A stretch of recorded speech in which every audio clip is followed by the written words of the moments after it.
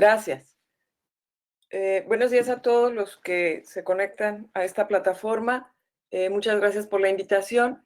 El día de hoy quiero platicar con ustedes acerca de dos temas que recientemente nos han dado a mi socio y a mí una especie de respiro en la atención diaria de la práctica periodontal. Y titulé esta charla Periodoncia mínimamente invasiva. Y voy a hablar principalmente de dos áreas, lo que es la cirugía periodontal asistida con láser y la cirugía plástica periodontal de mínima invasión. Y tenemos múltiples tratamientos dentro de la periodoncia en donde lo que más nos interesa hoy en día es continuar salvando los dientes. Todos los días en la consulta periodontal nos llegan pacientes solicitando un servicio como llegó Raquel. Es una paciente que tenía 27 años de edad, de raza hispánica, casada, no fumaba, no tomaba, obesidad mórbida, grado 1. Su clasificación para riesgo anestésico era tipo 2.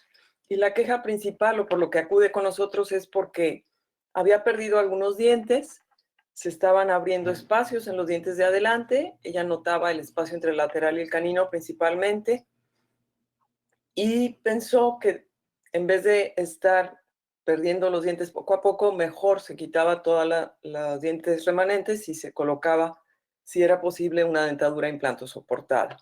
Vemos algunas fotos de su condición clínica: extraoral, lateralidades, ausencia de un premolar aquí, rotación, acúmulo de depósitos, lesiones cariosas.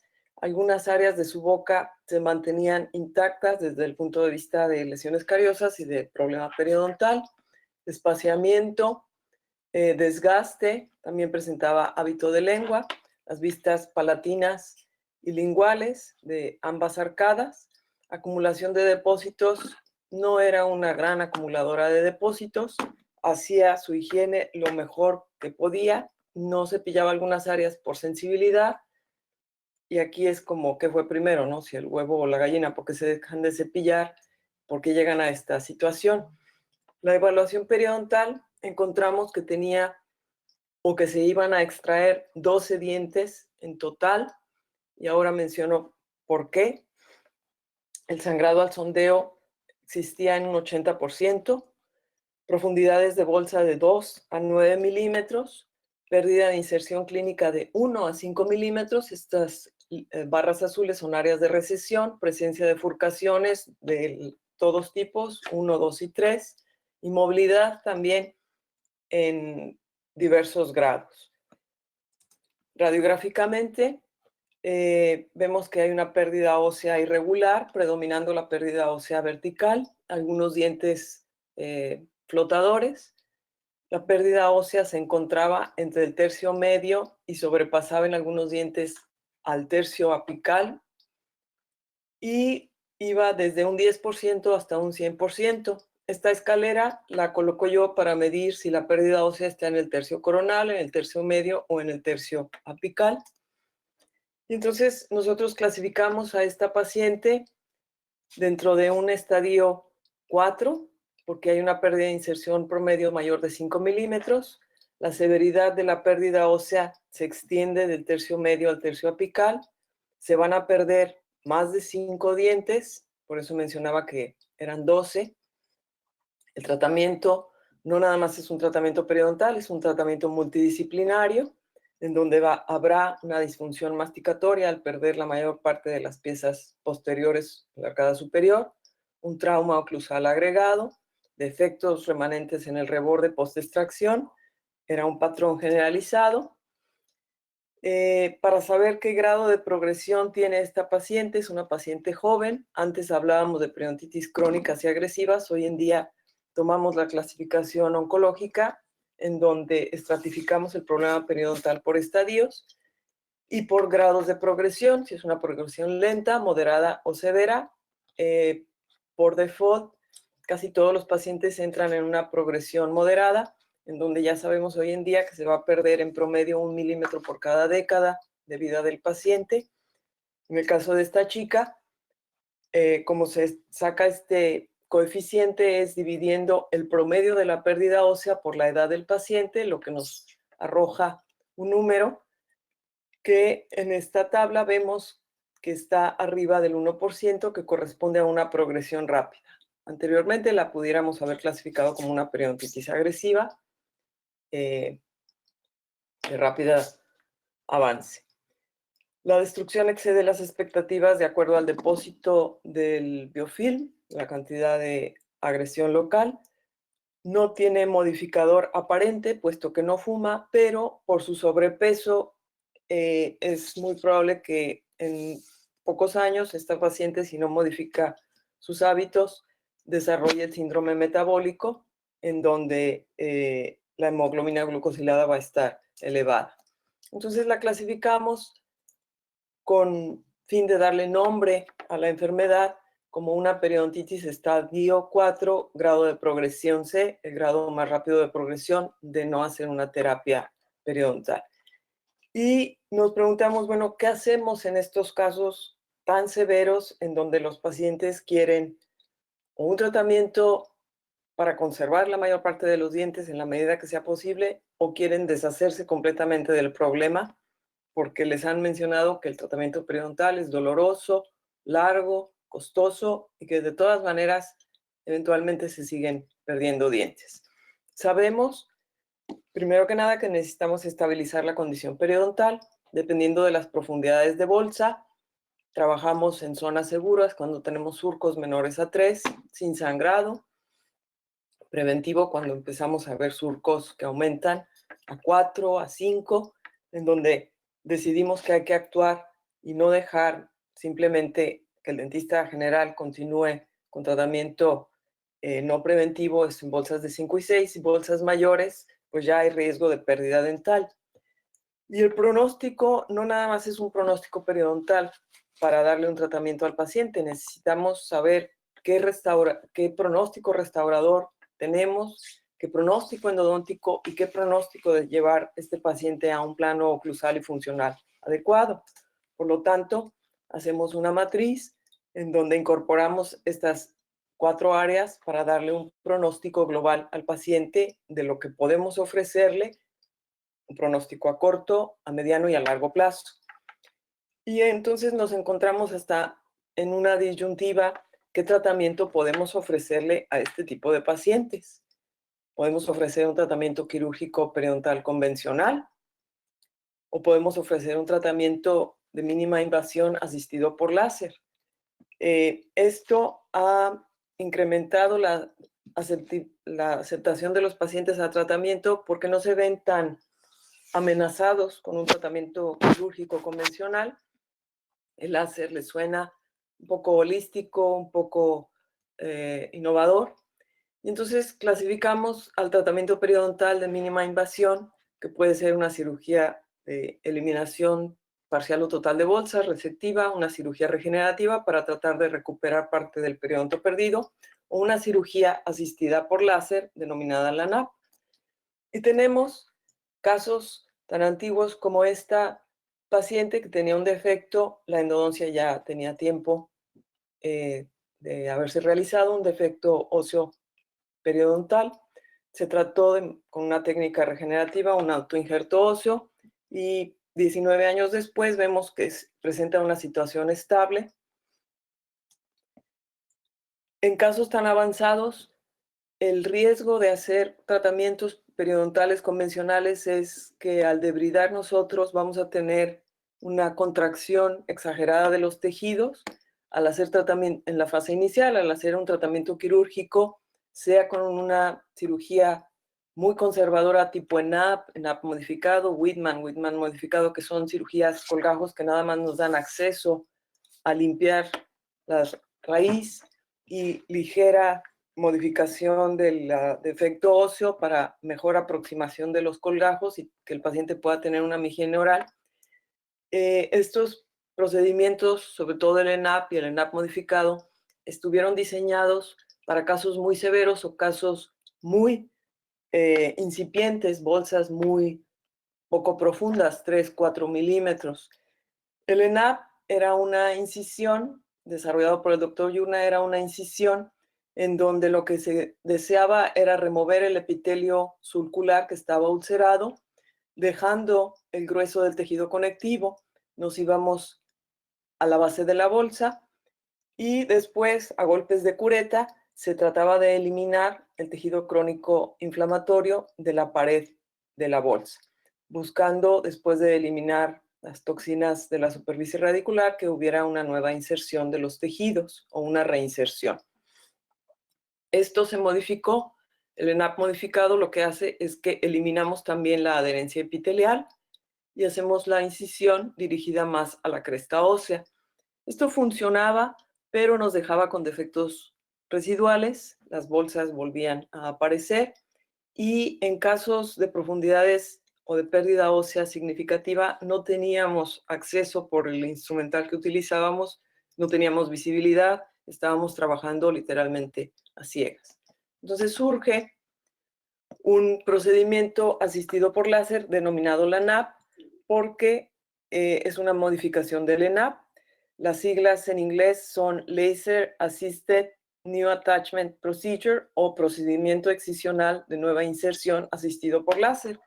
Lo que hace la fibra de láser es ablacionar o vaporizar el epitelio sulcular que está ulcerado. Es selectivo, vamos a ver por qué. Abre un espacio en el surco que nos permite entrar con nuestras puntas de ultrasonido.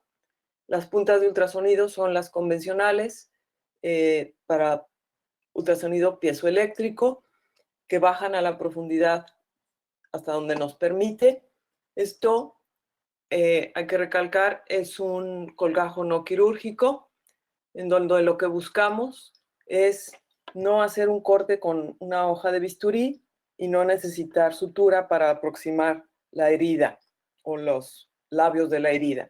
Después regresamos con el láser en el modo hemostasia, que va a interactuar la luz con la fibrina para formar un coágulo que nosotros le llamamos una consistencia como de huevo poché, una yema de huevo que no se rompe al movimiento, que nos va a servir como un vendaje quirúrgico. Entonces, este es un tratamiento que le podemos ofrecer al paciente. Es una combinación de una fase inicial con una fase quirúrgica en un solo tiempo quirúrgico. Tiene ventajas, como vamos a ver. Una de las mayores ventajas es que conservamos el mayor bulto o el mayor contenido de tejido conectivo. No hay incisiones, no hay suturas, hay muy poca molestia postoperatoria. El paciente se toma un analgésico el día del procedimiento, rara vez toma otro analgésico, no hay sangrado, no hay inflamación. El paciente regresa a sus actividades normales y tenemos diferentes ejemplos de casos. El protocolo LANAP es para toda la boca, pero tenemos casos aislados que no se le llama LANAP, se le llama debridación asistida por láser, en donde tratamos de recuperar o darle una extensión a algunos dientes que ya se consideraban periodontalmente perdidos. Tenemos diferentes ejemplos de dientes con defectos óseos que se presentan en un inicio con bolsas profundas, pérdida de inserción de 7-9 milímetros, y después del tratamiento con láser hacemos la reevaluación, podemos sondear a los 9 meses, 11, 12 meses, y encontramos una resolución del componente inflamatorio bastante importante. Láser, por definición, es la amplificación de luz por emisión estimulada de radiación. Esto se lo debemos al doctor Einstein, que fue el introductor. Y lo que hacemos con el láser en periodoncia es, primero hay que identificar en qué espectro de la energía electromagnética podemos ubicar el láser. Al aumentar la energía, disminuyen las ondas. Al aumentar la energía, aumenta la distancia entre el pico y el valle de las ondas. Y vamos desde la radiación en rayos gamma hasta la radiación de radios de televisión a diferente longitud de onda medida en nanómetros hasta milímetros, centímetros, metros. Esto, el espectro que nosotros vemos, está en una longitud de onda en donde vamos a ver que trabaja el láser, que es en 1064 nanómetros. El láser específico para este tratamiento periodontal es solo para tejido blando, es el láser de Nd:YAG. El láser sabemos que es luz y se va a amplificar y va a estar dopada de diferentes maneras. Puede ser un cristal, un gas o un sólido, de ahí toma su nombre. En este caso, este es un cristal de cuarzo dopado de neodimio, itrio, alúmino y garnate. Es una variedad del granate para la amplificación de su radiación y trabaja a una longitud de onda de 1064 nanómetros en el espectro del infrarrojo. El láser es una caja o un resonador, como si pensáramos en una caja de zapatos, en donde vamos a activar, va a entrar el rayo de luz, le damos a un fotón, el fotón golpea a un átomo, los electrones se activan, de uno nos van a salir dos, esos dos van a golpear al siguiente átomo y de esos dos nos van a salir cuatro, y esto va a estar en constante replicación, rebotando de un lado de la caja al otro, que tiene espejo de un lado, del otro es un espejo parcialmente reflejante, con una fuente de luz constante para estar activando al medio, que en este caso es un cristal de Nd:YAG. Y una vez que hay suficiente, sale, está colimado y sale por esta fibra. Se le da un color. La característica de este tipo es que la energía que nosotros aplicamos a un medio húmedo se absorbe y se esparce de manera muy localizada. Está completamente colimado. Hay diferentes estudios que avalan el funcionamiento y que le dieron la aprobación por la FDA. Unos estudios han visto primero qué es lo que les hace este tipo de luz a las bacterias y sobre todo al complejo naranja. El Nd:YAG es específicamente atraídos por pigmentos oscuros que están en la melanina, en el componente M de la sangre, y sabemos que en periodoncia los patógenos periodontales forman complejos, y los complejos más agresivos van a entrar en lo que es el complejo naranja y el complejo rojo, que son altamente destructivos. Hicieron este estudio, se realizó, en donde comprobaban, comparando diferentes procedimientos: raspado coronal, raspado y alisado radicular, cirugía por colgajo de Whitman y tratamiento con cirugía tipo LANAP. Hacían cultivos pre y post y encontraban que en las áreas en donde tomaban los cultivos después de haber hecho la cirugía con LANAP, estaban negativos para la presencia de estos complejos en un 85% de los 20 pacientes tratados, y solo en un 16%, que fue uno de los 6 pacientes tratados con debridación ultrasónica con y sin acceso quirúrgico. Entonces vemos que uno de los mayores beneficios del láser es el efecto que tiene sobre la microflora. Cabe mencionar que al entrar la fibra en contacto con el tejido, alcanza una temperatura arriba de los 1000 grados, en donde cualquier ser vivo pues no tolera el calentamiento y hay muerte celular. Este láser es selectivo porque solamente va a ser absorbido por los componentes oscuros de la hemoglobina, la melanina y la pared de los bacteroides pigmentados de negro, que están en el complejo rojo y en el complejo naranja.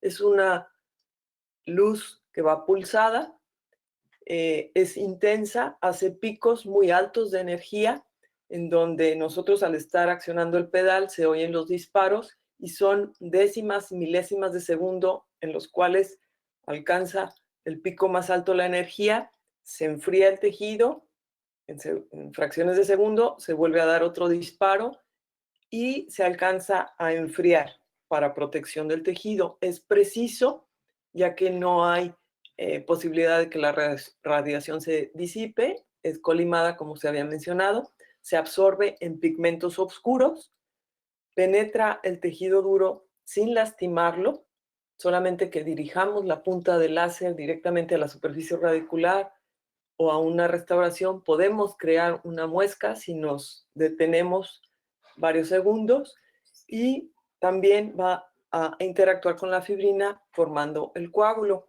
¿Cómo se compara esta terapia periodontal con la terapia periodontal convencional? Se han hecho estudios en donde se han tomado pacientes y de manera aleatoria en cada uno de los 4 cuadrantes se escoge un cuadrante de raspado coronal, otro de raspado dializado radicular, otro colgajo modificado de Whitman y cirugía por láser. Y lo que encontraron es que en la reducción de la profundidad de bolsa con el protocolo LANAP es equivalente al colgajo modificado de Whitman el del tratamiento de diferentes grados de periodontitis. El ANAP redujo en mayor porcentaje el número de sitios con sangrado al sondeo y esto es muy relevante cuando vemos a los pacientes en mantenimiento. El sangrado al sondeo es una de las cosas que se tarda más en regresar en igualdad de circunstancias en un paciente bien mantenido o pobremente mantenido. Y sobre todo lo que les atrae más a los pacientes es el mínimo dolor postoperatorio comparado con otro tipo de colgajo, en este caso con el colgajo de Whitman. Aquí vemos un caso de un cuadrante en este paciente que tenía un defecto grande, un molar con una furcación grado 2, lingual, que el riesgo de perderlo es muy alto. La paciente desea, por cuestiones económicas, por cuestiones de deseo de conservar sus dientes el mayor tiempo posible, desea conservarlo. Se le ofrecen siempre a los pacientes las diferentes alternativas que hay y ella escogió la terapia con láser. Vemos el antes y el después en la profundidad del sondeo, cómo cambia. Este es el coágulo que se fija al momento de hacer el procedimiento. Los cambios radiográficos, no en todos los pacientes se da, no es la solución a todos los casos. Hay que ser selectivo, establecer bien el diagnóstico y ver que sea el paciente adecuado para la terapia. Lo que le dio la aprobación de la FDA como un instrumento que promueve la regeneración de los tejidos periodontales fue sin duda el estudio probablemente más importante hecho en humanos. Es un estudio que tiene 2 brazos. El primer reporte fue un reporte prospectivo a 9 meses de la evaluación clínica en el tratamiento del protocolo LANAP. Lo realizó el grupo de Nevins y colaboradores, junto con un grupo en Brasil, en donde se hizo la histología, como veremos más adelante. Los indicadores clínicos que ellos medían, como medimos en todos los tratamientos periodontales, es qué reducción hay en la profundidad de la bolsa. Y vemos, aquí están todos los sitios de bolsas de 2 hasta 10 o más, bolsas mayores a 5, bolsas menores de 7 milímetros. Y lo que medían era el porcentaje de bolsas con reducción mayor a 2 milímetros en el tratamiento. Y encontraron en el azul claro que en bolsas mayores a 5 hay una reducción que no es tan grande como en las bolsas mayores. Y esto es en todos los tratamientos. A mayor profundidad de bolsa, mayor reducción se espera. Y en los niveles clínicos de inserción es la misma tendencia. Mejoran más. Aquí es el azul oscuro lo que nos indica la mejoría en los niveles clínicos de inserción. Mejoran más las bolsas profundas que las bolsas menos o poco profundas, por lo que es una opción bastante eficiente en casos avanzados como el que veíamos de Raquel. La segunda parte de este estudio, o el segundo brazo, fue la cuestión histológica. Seleccionaron a un paciente en donde iba a necesitar extracciones. Le ofrecieron hacer el tratamiento a cambio de darle algún tratamiento protésico y hicieron secciones en bloque después de haber realizado el tratamiento con láser. Colocaron una muesca en la parte más sobre el cálculo más apical que encontraron para que fuera ese el punto de referencia, porque sabemos que sobre cálculo no puede haber inserción. Y lo que encontraron en 9 especímenes que analizaron histológicamente fue 5 casos de regeneración periodontal, 4 casos en donde la cicatrización fue por una adherencia epitelial larga, muy similar a lo que pasa en muchos de los casos que hacemos de curetaje abierto, como es el colgajo de Whitman o los colgajos reposicionados, o muchas combinaciones donde hacemos procedimientos regenerativos, que tenemos en algunas áreas algo de regeneración, en otras algo de nueva inserción. Y encontraron un caso de nueva inserción, en donde veían nueva formación de cemento radicular, nueva formación de ligamento y nueva formación de hueso, con inserción de fibras de Sharpey hacia el nuevo cemento radicular. Esto les dio el aval para que la FDA les diera el sello en el 2016 de que era un instrumento o un aparato con el cual era posible alcanzar la regeneración periodontal en contadas circunstancias, pero sin realizar un colgajo quirúrgico. Entonces, hablábamos de que es un instrumento selectivo, con dosis intensas de luz, es preciso, promueve la mayor muerte de patógenos periodontales, logramos tener hemostasis y cumple con los requisitos regenerativos. Tenemos nosotros en el consultorio desde el 2012 utilizándolo. Hemos tenido variedad de resultados. Llevamos más de 180 pacientes tratados. No todos responden de la misma manera, no es para todos los pacientes. ¿Cómo comparamos esto con la terapia periodontal convencional? El primer periodoncista que tomó un buen trago de fe y se animó a comprar el aparato fue el doctor Tilt, porque los periodoncistas por naturaleza somos muy escépticos a todas estas cuestiones que consideramos un poco holísticas. Y él realizó un estudio comparando con otros estudios de seguimiento o de mantenimiento periodontal con los autores que conocemos, Wood, McFall, McLeod, en donde él, claro, tiene menos años de mantenimiento periodontal sus pacientes comparado con los otros, pero lo interesante es ver cuántos dientes se pierden después del tratamiento periodontal conforme pasan los años. Eso es la medida como nos miden los dentistas a los periodoncistas, cuántos dientes somos capaces de conservar a lo largo de los años sin que le den problemas al paciente. Dientes removidos pretratamiento, aquí no se reporta, aquí se remueve un 3%, aquí es un 1%.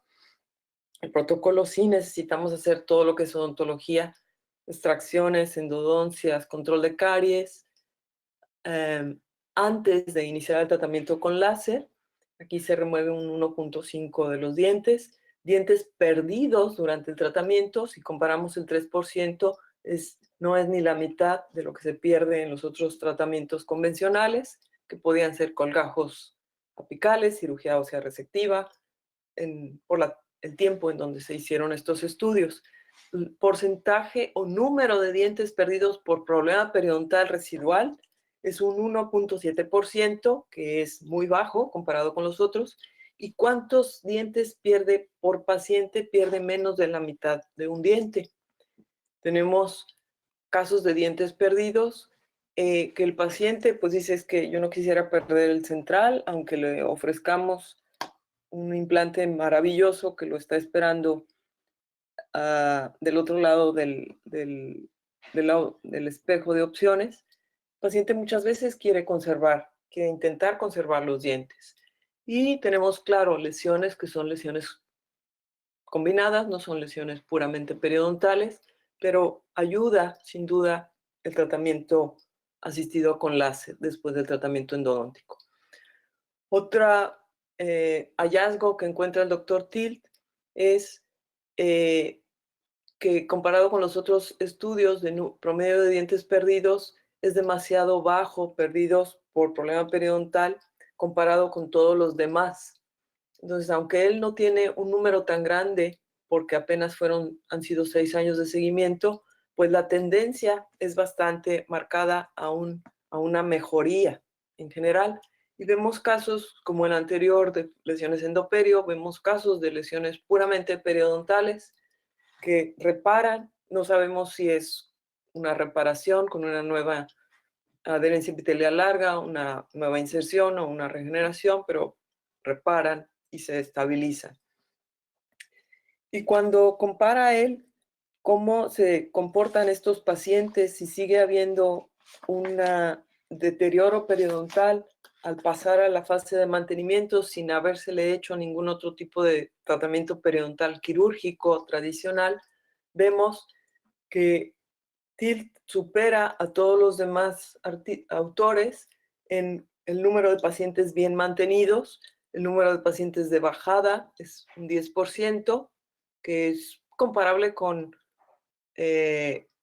McLeod y con Wood, y no tiene pacientes de extrema bajada. Quiere decir, la ventaja del láser es que tenemos siempre el plan A y tenemos el plan B y tenemos el plan C. Si el tratamiento con láser no nos da resultados, es un tratamiento mínimamente invasivo y podemos recurrir a la terapia periodontal convencional.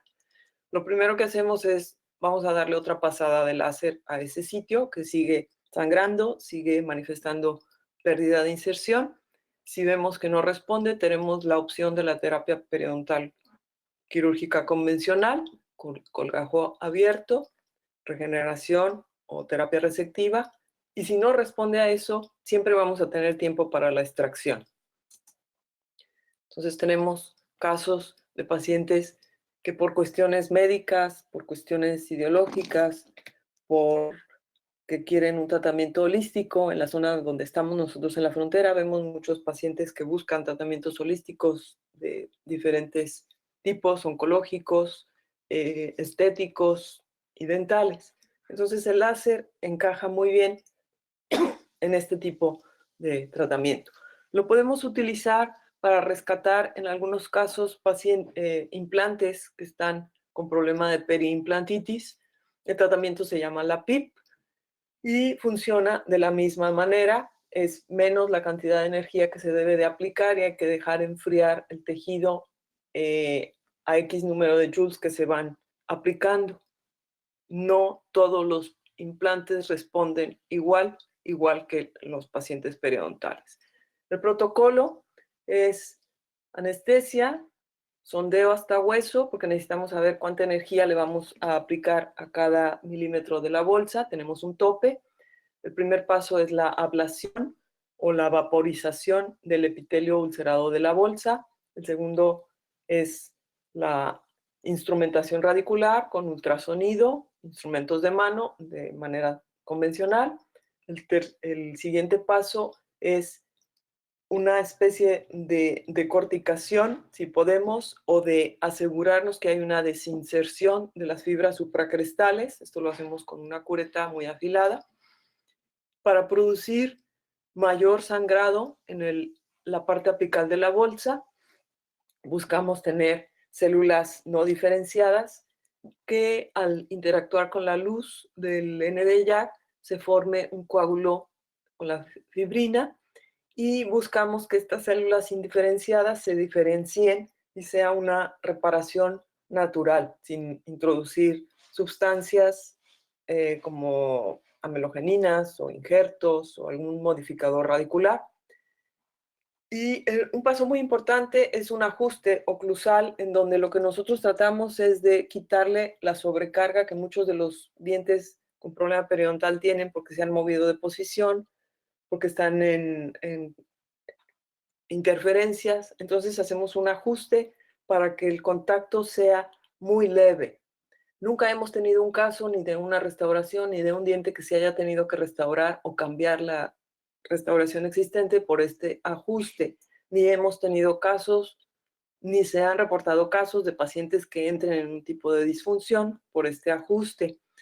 Brevemente, este es un video clínico en donde se muestra cómo son el paso es anestesia local convencional, alejándonos de las zonas de las papilas, obviamente.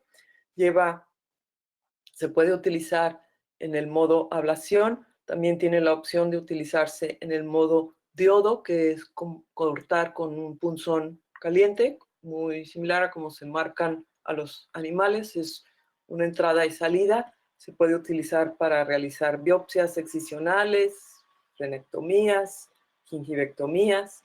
Es un poco más lento que el láser de diodo en esta modalidad, pero se puede realizar. Aquí lo que se está haciendo es la vaporización.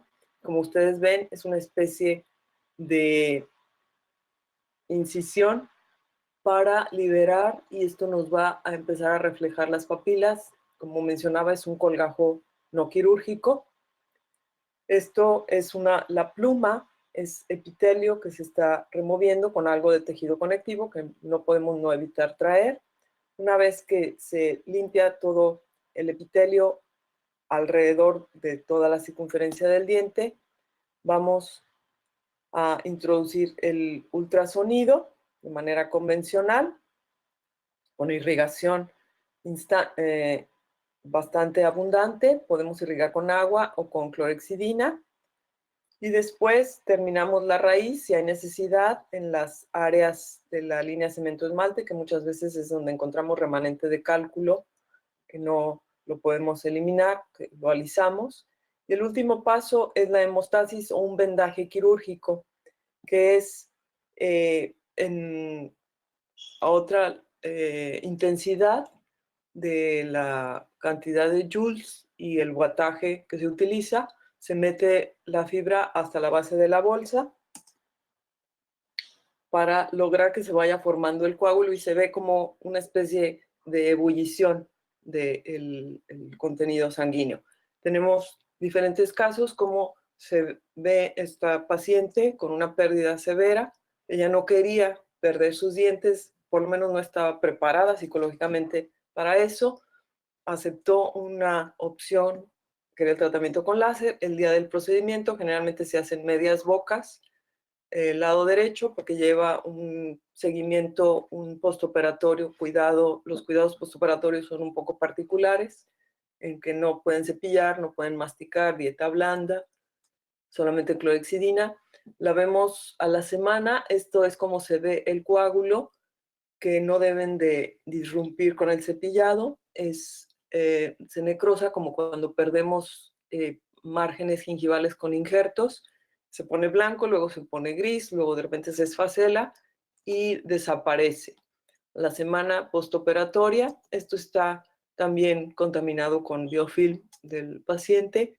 A las 4 semanas, muchos de los casos en donde hay una movilidad con fremitus que no logramos eliminar con el ajuste, recurrimos a la estabilización por medio de férulas extracoronarias, tipo fibra de vidrio y resina, o alambre de ortodoncia y resina, para darle una mayor posibilidad al diente de reparar de forma adecuada sin el movimiento del fremitus constante.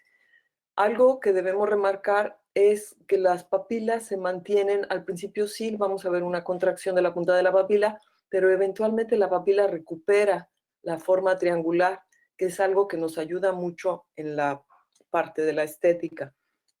A las 4 semanas, así es como queda la paciente una vez terminado. Esto le damos al paciente un mantenimiento cada 3 meses. En el primer año, al año hacemos una reevaluación.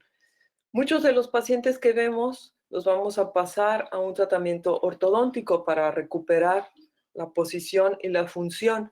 ¿En cuánto tiempo lo hacemos? Cuando utilizamos la terapia con láser, los estamos pasando a los 3-4 meses para mejorar la estabilidad oclusal y mejorar también el cuidado periodontal. Radiográficamente vemos que hay algunos cambios después del tratamiento periodontal. Una de las cosas que hacemos en terapia con láser es Después enfocarnos, como pueden ver aquí hay un problema mucogingival, a resolver áreas de cirugía plástica periodontal o cirugía regenerativa. Tenemos diferentes casos que llevan extracciones, pero la mayor parte de los pacientes va bastante bien. También lo podemos hacer o manejar con alineadores. Esta paciente es una paciente joven que no deseaba un tratamiento ortodóntico convencional. Ella, su preocupación o su queja principal era estos espacios que se abrían. Llegó al ortodoncista, el ortodoncista la refirió para controlar el problema periodontal. Regresó al ortodoncista, se colocaron los alineadores y después de terminar el procedimiento de alineadores, esta es su situación 5 años después. Antes y después, una terapia poco invasiva. Cuando terminamos el tratamiento con láser, hay áreas que vamos a tener bolsas residuales, porque tampoco es que se desaparezcan, y recurrimos entonces a procedimientos regenerativos o resectivos en áreas selectas.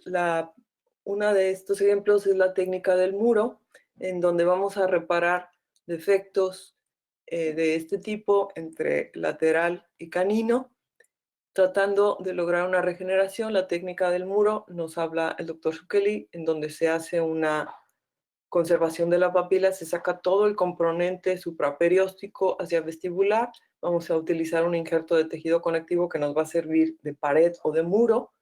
En la parte palatina vamos a colocar el biomodificador Endogain, suturamos cubriendo el injerto de tejido conectivo y los resultados son tratando de mejorar la estética. Si hay áreas de recesión, tratar de cubrirlas, pero sobre todo tratar de esperar una regeneración de los tejidos periodontales. Este es otro ejemplo en donde después de haber hecho el tratamiento con láser, la paciente busca algo de mejoría desde el punto de vista estético. La paciente ya estaba en condición muy similar antes de empezar el tratamiento con láser. Logramos mejorar. De aquí se va a ortodoncia y después se le colocarán tal vez algunas restauraciones para mejorar la cuestión estética. Si nos quedan defectos en el área mucogingival, entonces podemos realizar injertos dentro de la terapéutica de cirugía plástica que pueden ir desde un injerto gingival libre, como es el caso de esta paciente, que requería estabilidad, no tenía tejido queratinizado, no había, había pura mucosa, había incomodidad al cepillar, sangrado. Colocamos un injerto gingival libre y 19 años después hemos visto que se ha mantenido la estabilidad. Sigue viniendo la señora esporádicamente a su revisión, pero se ha mantenido estable. Dentro de cirugía plástica sabemos que podemos utilizar diferentes opciones de tratamiento, opciones quirúrgicas convencionales, como son injertos autógenos tomados de paladar o de tuberosidad, combinados con un colgajo coronalmente posicionado. Es un injerto de tejido conectivo con un colgajo coronalmente posicionado, en donde también utilizamos el Endogain, pero esto implica tener heridas que pueden ser incómodas al roce de la lengua. Puede haber problemas por los que todos los periodoncistas hemos pasado o los que hemos hecho cirugía, en donde el paciente puede tener necrosis de algunas áreas del paladar cuando no es suficientemente grueso o tenemos alguna complicación transquirúrgica. Necrosis o que se pierdan las suturas y se suelte el colgajo, o quien no tiene fotos como esta, en donde los pacientes, a lo mejor estéticamente el resultado funcionó, fue exitoso, pero equimosis, inflamación, sangrado, que no deja de ser estresante para nosotros y para el paciente desagradable. Entonces, las opciones que tenemos de mínima invasión para resolver esto son principalmente 3. Y vamos a ver ejemplos de cada una de ellas. La primera es la técnica de Chao, descrita por el doctor Chao, que es dentista y abogado. Y lo que él hace es un desplazamiento coronal de todo el complejo mucoso, accediendo a la liberación por medio de una punción que se hace con una aguja, un trocar calibre 22, más como de uso veterinario, casi casi.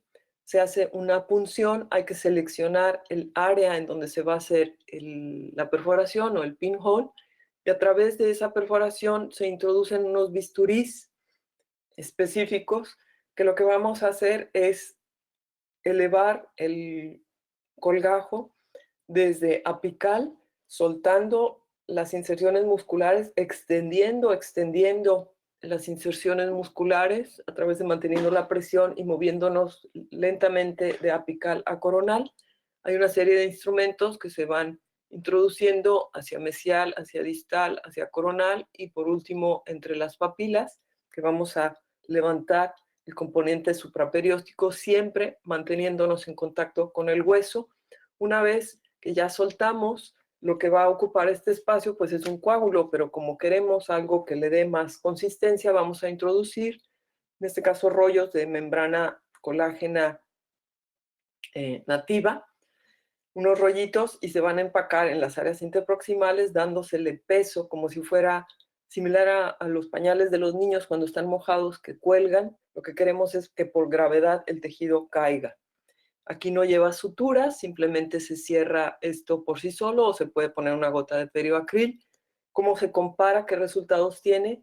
Bueno, pues logra un buen porcentaje de cobertura del defecto, ya sea con material, la membrana, o con material dérmico, en dientes naturales, en dientes restaurados. Es una técnica que requiere entrenamiento específico, instrumental específico. Si se rasga el pinhole, hay que abortar o realizar un tratamiento convencional. Es para manos ya un poco experimentadas. La segunda opción más amigable es la técnica de túnel, en donde no vamos a liberar papilas, introducimos el injerto que puede ser autógeno, puede ser piel, por este túnel y tenemos buenos resultados que no perdemos papila. Si no queremos utilizar una matriz autógena, podemos irnos a bancos de tejido. Hay diferentes opciones para bancos de tejido. La matriz dérmica acelular, que viene en diferentes tamaños. Esta técnica fue introducida o promovida por el doctor Allen, que lleva diferentes pasos. Es una disección fina y roma del colgajo, muy parecida a Chao, pero aquí empezamos a trabajar desde el surco, liberando todo el colgajo, se introduce el injerto, es un poco de truco meterlo sin que se esté girando, y luego hay que suturar y suturar el colgajo cubriendo coronalmente. Vemos algunos ejemplos. Estos casos, cuando los empezamos a hacer, veíamos que teníamos mucho problema de equimosis, inflamación postoperatoria, y para no manejar esteroides, empezamos a manejar la fibrina autóloga, que nos ha dado bastantes buenos resultados. La técnica de túnel, podemos hacer la ventaja de utilizar una matriz externa no autógena, es que tenemos la cantidad necesaria y no tenemos que ir al paladar. Así es como se ve, la podemos utilizar para cubrir áreas de implantes que no tienen suficiente grosor en la mucosa. Podemos, si no, también utilizar matrices porcinas, como es este tipo, que es más grueso, un poco más rígido en un inicio, pero tiene una composición histológica muy similar o lo más parecido al humano que pueda existir.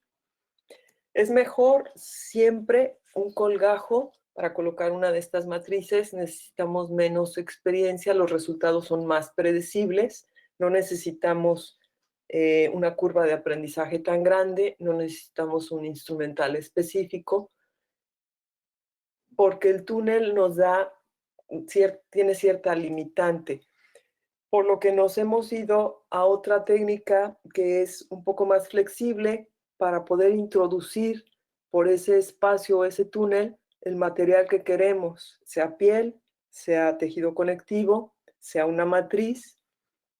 Se llama la técnica Vista, que fue introducida por el doctor Sade de la Universidad del Sur de California, del Instituto Vista, y es la incisión vestibular subperióstica que da acceso a un túnel. Y esto se hace con una sola incisión, similar al pinhole, pero aquí lleva una incisión por donde empezamos a trabajar el túnel. Seleccionamos también si es una incisión en línea media o distal de caninos, o requerimos tal vez dos. Hacemos un túnel, lleva también un instrumental diseñado específicamente. Se introduce, la técnica original es introducir una matriz de una membrana de colágena nativa y suturar, porque se libera el colgajo de manera coronal, suturar, pero fijándolo con resinas. Los periodistas no somos muy amigos de las resinas, trabajamos con sangre y humedad, y es un poco frustrante al principio que el paciente está regresando los costales de víveres, esa herida. Tiene estéticamente bastantes buenos resultados. Cuando queremos aumentar no nada más la dimensión, sino el volumen, podemos utilizar una matriz porcina que tiene 6 milímetros de grosor, que es comprimible y nos da bastante buen volumen. La podemos cortar o dividir a la mitad, la podemos suturar, como es en el caso de esta chica que había recibido un tratamiento ortodóntico, y vemos en un buen porcentaje de los pacientes ortodónticos un número de recesiones que pueden ir del 20 al 32% de los pacientes de 2 a 5 años después empiezan a manifestar o a expresarse las recesiones. Yo digo que la ortodoncia tiene siempre un costo periodontal, que claro, el beneficio sobrepasa al costo periodontal que pueda tener, pero que lo vamos a ver manifestándose no necesariamente el ortodoncista. Esta chica tenía recesiones de toda la arcada prácticamente, pero tenía un periodonto muy delgado. No quería ella someterse a injertos autógenos, un paladar muy, muy delgado, muy poco favorable para procurar injertos conectivos que pudiéramos abrir para multiplicar la cantidad de tejido. Decidimos utilizar la matriz de porcina gruesa. Aquí está la incisión distal de canino, se crea el túnel, esto es el grosor. Al humectarse y entrar en contacto con la sangre del paciente, se expande todavía más el volumen. Están fijados las suturas. En la arcada inferior utilizamos una matriz dérmica con la técnica de túnel, sin desprender las papilas, pero sí con un colgajo coronalmente posicionado. Eso es como cuando terminamos el día de la cirugía. El lado contralateral tenía una mayor recesión. Esto es como se ve a la semana. El paciente no se cepilla y tiene remanentes de biofilm que quedan. El postoperatorio siempre utilizamos nosotros fibrina autóloga, que nos ayuda bastante, tanto con la inflamación como con la poca presencia ya de la equimosis. Pero si no, les damos medicamentos para enzimáticos para reabsorber la equimosis. ¿Y cómo funciona? ¿Qué resultados tiene esta técnica vista? Se han hecho diferentes estudios comparativos. Este es uno de los últimos que todavía no está publicado. Está publicado nada más el resumen. Fue un estudio muy interesante porque fue un estudio volumétrico, escaneando los modelos de los pacientes al inicio y al finalizar el tratamiento. Y lo que encontraron fue un aumento en volumen, no nada más en dimensión lineal, sino en volumen del tejido.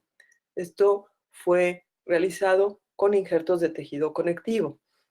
La cobertura radicular para clase 1 y 2 de Miller fue muy similar o un poco inclusive superior al injerto de tejido conectivo, siendo en este caso más predecible. El problema de un colgajo con un injerto de tejido conectivo es que no siempre somos tan predecibles. La cantidad de superficie que se logró cubrir es muy similar o un poco superior al tejido conectivo. Tiene que ver qué tan prominente es la raíz, qué tan ancha y profundidad es la recesión, para estimar cuánto vamos a lograr mejorar, así como el grosor del tejido. el tipo del injerto utilizado fuera de tuberosidad o de paladar, la localización en el arco dental, no tuvieron influencia en el resultado final. ¿Tenemos complicaciones? Sí, sí podemos tener complicaciones que pueden ser exposición del material, pero en realidad este material es muy noble y vamos a tener, igual que cuando se expone un tejido conectivo, una pérdida del margen con una reepiteliación, una granulación, cicatrización de segunda intención con una reparación por epitelialización. ¿Qué desventajas tienen estas técnicas? Bueno, una es que necesitamos instrumental específico. Si vamos a usar injertos autógenos o vamos a usar estas técnicas de expansión, podemos tener inflamación, equimosis, y para contrarrestar, les mencionaba que hemos estado utilizando cada vez más las matrices de fibrina autóloga y llevan, claro, una curva de aprendizaje. Quisiera terminar, no sin antes agradecer a la plataforma de inteligencia dental, a las personas que se conectaron. Y siempre les digo yo a mis alumnos que lo que más me interesa al compartir con ellos la experiencia es que duden de lo que yo les estoy enseñando. En la Regencia Noroeste, en la cual trabajamos desde hace 2 años por invitación de la doctora Becerril, realizamos en este bienio anterior, tenemos 2 ramas de lo que hacemos como labor a la comunidad. Una es la cuestión educativa, en donde damos pláticas, de ahí recabamos algunos fondos para poder tratar.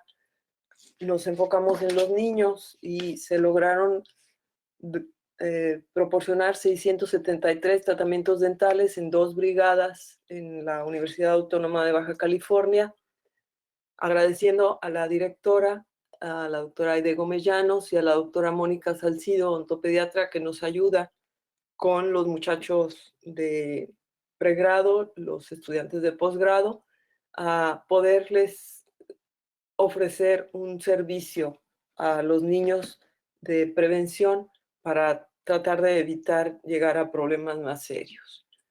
Les agradezco. Nuestro lema o nuestro moto o nuestra misión aquí en Centro de Parodoncia es salvar a los dientes. Si tienen alguna pregunta o algún comentario, estoy aquí para tratar de resolverles. Gracias.